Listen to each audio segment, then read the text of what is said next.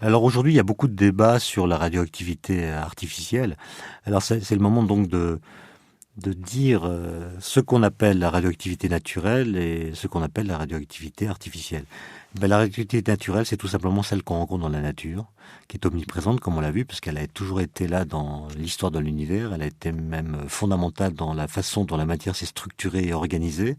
Elle est dans notre environnement, elle est dans l'uranium qui est dans la Terre, elle est dans notre propre corps.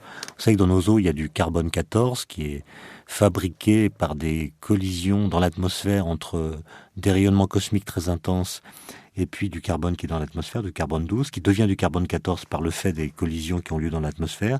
Et ce carbone 14 se retrouve dans notre corps et nous rend donc radioactifs d'une certaine façon. Il y a aussi du potassium 40 qui est dans les eaux de l'organisme et qui lui est fabriqué dans les étoiles, qui est radioactif. Donc un corps humain, c'est quelque chose qui est intrinsèquement radioactif. Cette radioactivité est naturelle, on ne peut pas l'éliminer, elle a toujours été là, elle sera toujours là, même si son intensité va diminuer parce que précisément ces corps ont tendance à disparaître progressivement, même si pour certains d'entre eux ils sont périodiquement renouvelés.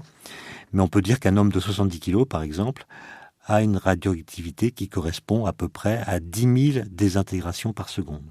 C'est-à-dire que chaque seconde, au cours de chaque seconde, un homme de 70 kilos va émettre 10 000 rayonnements correspondant à 10 000 processus radioactifs qui se sont produits dans son corps.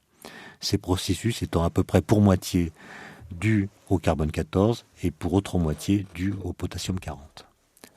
Donc la radioactivité naturelle est là quasiment depuis toujours et nous touche jusqu'à nos propres organismes. Et puis la radioactivité artificielle, par définition, c'est celle qui a été produite par l'homme, puisqu'on peut fabriquer des éléments radioactifs à partir d'éléments qui ne le sont pas. Par exemple, on peut, en envoyant des neutrons sur des corps non radioactifs, par capture de ces neutrons, fabriquer des noyaux qui sont instables et qui seront donc radioactifs. Alors cette radioactivité artificielle est exactement la même que la radioactivité naturelle, c'est-à-dire on trouve des processus régis par la radioactivité alpha, d'autres par la radioactivité bêta, d'autres par la radioactivité gamma, donc c'est la même radioactivité, sauf que en général, ces produits artificiels ont des périodes plus courtes que les produits naturellement radioactifs qu'on trouve dans l'environnement. Les produits qu'on trouve dans l'environnement, puisqu'ils sont encore là, ont des périodes qui sont très très longues. Plusieurs milliards d'années pour certains, plusieurs centaines de millions d'années pour d'autres. Donc c'est des périodes très très longues. Alors que pour la radioactivité artificielle, on peut fabriquer des noyaux radioactifs de très courtes périodes.